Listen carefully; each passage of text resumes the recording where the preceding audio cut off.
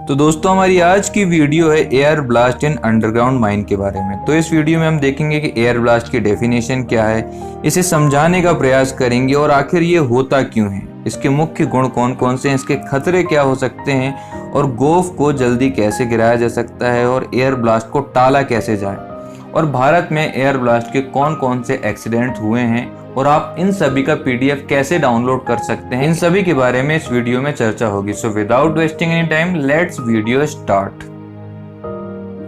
तो air blast ये एक बड़ी लटकती हुई छत के अचानक गिरने से उत्पन्न ब्लास्ट को एयर ब्लास्ट कहते हैं। ये बहुत ही खतरनाक होता है। ये रास्ते में आने वाली हर चीज जैसे mine tub, support, machinery, stopping को ध्वस्त कर देता है, जिससे काफी लोग के जीवन और संपत्ति का नुकसान होता है।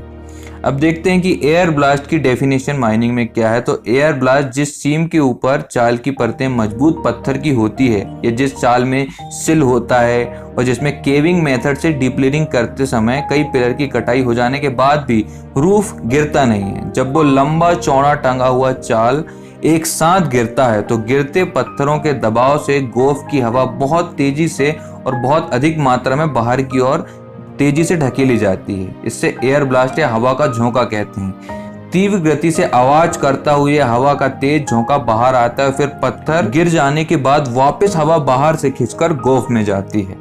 इसी वजह से ये इतना खतरनाक होता है। चलिए अब इसे समझने का प्रयास करते हैं। तो जैसा कि इसके नाम से ही स्पष्ट है कि ऐसा ब्लास्टिंग जो एयर द्वारा निर्मित होता है। तो ये होता कैसे है?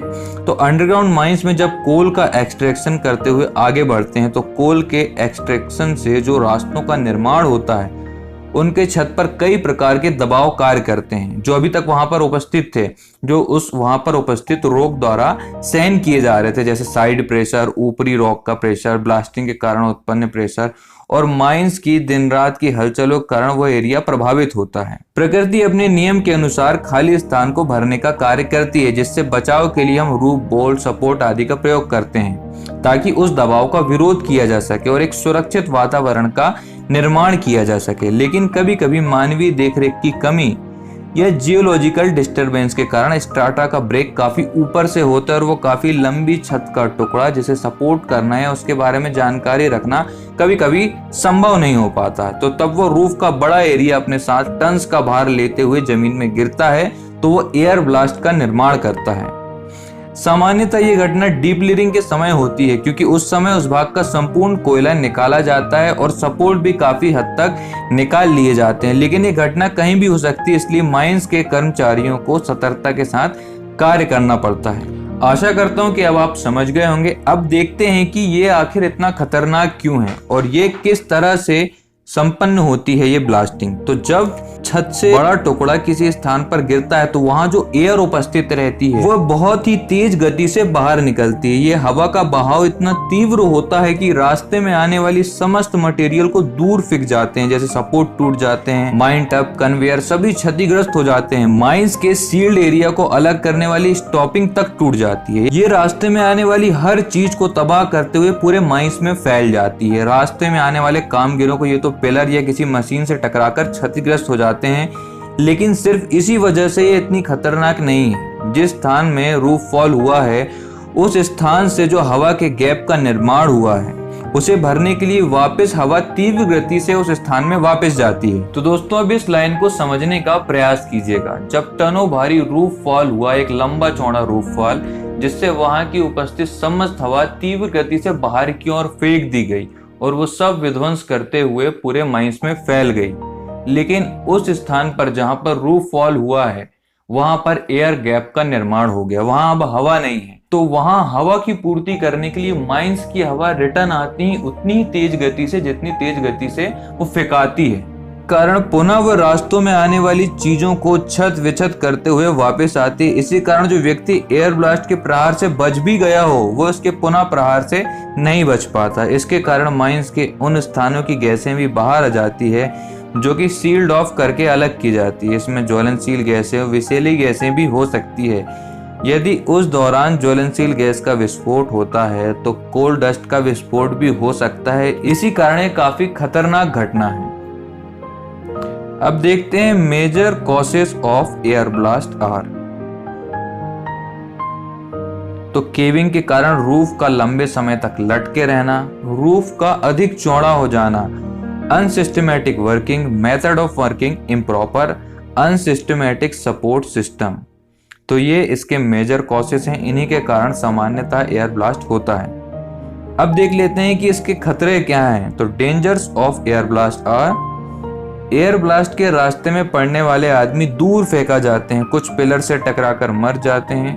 हवा जब गोफ में वापस खिंचती है तो नजदीकी आदमी खिंचकर गोफ में भी चले जाते हैं। हवा के मार्ग में पड़ने वाले सब उपकरण इधर उधर बिखर जाते हैं, जहां तक कि लोड टब भी दूर फेंकाकर गिर जाते हैं। टीन की चादरें, हवा फाटक उड़कर दूर जा गिरते हैं। स्टॉपिंग, एयर क्रॉसिंग टूट जाते हैं। वेंटिलेशन अस्त व्यस्त हो जाता है।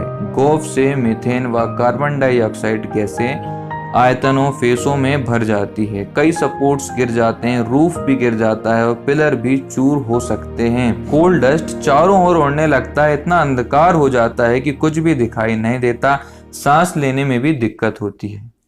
क्योंकि सामान्यतः यह घटना डिप्लेरिंग सेक्शन में होती है, तो जब हम डिप्लेरिंग करते हैं तो जो गोफ का निर्माण होता है उसे कैसे जल्दी गिराया जा सके, तो उसके हम तरीके देख लेते हैं। तो एयर ब्लास्ट ना हो इसके उपाय ऐसे करेंगे कि सपोर्ट खोलने के बाद रूफ जल्दी से जल्दी गिर जाए और गोफ में दूर तक रूफ टंगी हुई ना रहे। इसके लिए गोफ में कोई भी सपोर्ट खड़ा नहीं छोड़ा जाएगा। गोफ में कोई भी रिब या चौकीदार भी नहीं छोड़ा जाएगा, वो रोप गिरने में बाधक होता है। रिब या चौकीदार का अधिक से अधिक कोयला निकाल लिया जाएगा। सुरक्षा की दृष्टि से यदि ऐसा संभव ना हो तो रिब या चौकीदार को ब्लास्ट करके या धंसाकर या कमजोर कर छोड़ दिया जाएगा। गोफ का एज का सपोर्ट मजबूत और टाइट रखा जाएगा ताकि रूफ गिरते समय आसानी हो। यदि रूफ टंगे रहने की प्रवृत्ति है तो फेस लाइन बदलेंगे। फेस लाइन तीखी और सीधी हो तो रूफ जल्दी गिरता है। यदि फिर भी रूफ टंगा हुआ रहे तो गोफ के किनारे रूफ में होल लगाकर इंड्यूस्ड ब्लास्टिंग करेंगे।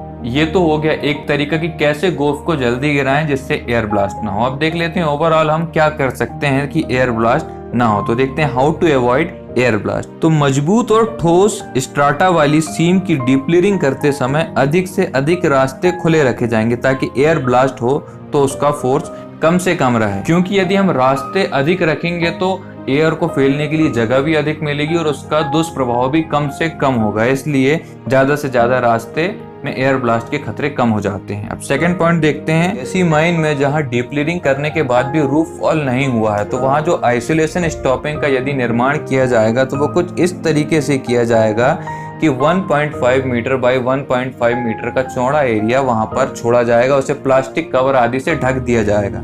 तो इसका लाभ यह होगा कि ये सेफ्टी वॉल्व की तरह काम करेगा। यदि इसके बाद रूफ फॉल होता है तो जो एयर का प्रेशर निर्मित होगा वो इस सेफ्टी वॉल्व की सहायता से कम हो जाएगा और स्टॉपिंग नहीं टूटेगी। जब खतरा टल जाएगा तो खुले हुए भाग को ईंटों की गांथनी कर आइसोलेशन स्टॉपिंग कंप्लीट कर दी जाएगी। एयर ब्लास्ट के संभावित मार्ग से कुछ दूर शेल्टर बनाए जाएंगे जिनमें व्यक्ति एयर ब्लास्ट की आशंका होने पर शरण ले सकेंगे, छुप सकेंगे। इनमें रूफ का सपोर्ट यात्री या जिसे क्रॉस बार के नाम से जाना जाता है उससे किया जाएगा। रूफ बोल्ट से किया जाएगा क्योंकि खूंटे काग हवा के जोर से गिर सकते हैं। एयर ब्लास्ट की आशंका वाले पैनल में काटे जा रहे पिलर के नजदीक कई कन्वर्जेंस रिकॉर्डर लगाए जाएंगे ताकि रूफ के झुकने की गति का पता चलता रहे। एयर ब्लास्ट की आशंका के समय जब व्यक्तियों को सचेत करने के लिए वार्निंग सिस्टम बनाया जाएगा। डिस्ट्रिक्ट माइनिंग सरदार व ओवरमैन को सीटियां दी जाएगी। जब वे सीटी बजाएंगे तो सब व्यक्ति दौड़कर शेल्टर में छुप जाएंगे। लेकिन फिर भी यदि कोई व्यक्ति हवा के झोंके में फंस जाए तो वो तुरंत हवा के मार्ग से दूर कहीं फ्लोर पर लेट जाएगा। इससे वह हवा के प्रभाव से बच सकता है। एयर ब्लास्ट की आशंका होने पर सेक्शन की बिजली काट दी जाएगी, वाइंडिंग रोक देंगे, ढाल पर खड़ी सब गाड़ियों को लाइन से उतार देंगे, उनमें खींट आदि लगा देंगे, उनके चकों पर खींट आदि लगा देंगे जिससे वो मूव ना कर सकें। डिस्ट्रिक्ट में यहाँ वहाँ फालतू सामान पड़े नहीं रहने दिया जाएगा। ऐसे डिस्ट्रिक्ट में जहाँ केविंग मेथड से डिप्लेरिंग होती है वहाँ सिर्फ अनुभव वाले माइनिंग सरदार और ओवरमैन ही रखे जाएंगे। उन्हें बदला नहीं जाएगा और उपरोक्त उपायों की पूरी जानकारी उन्हें दी जाएगी।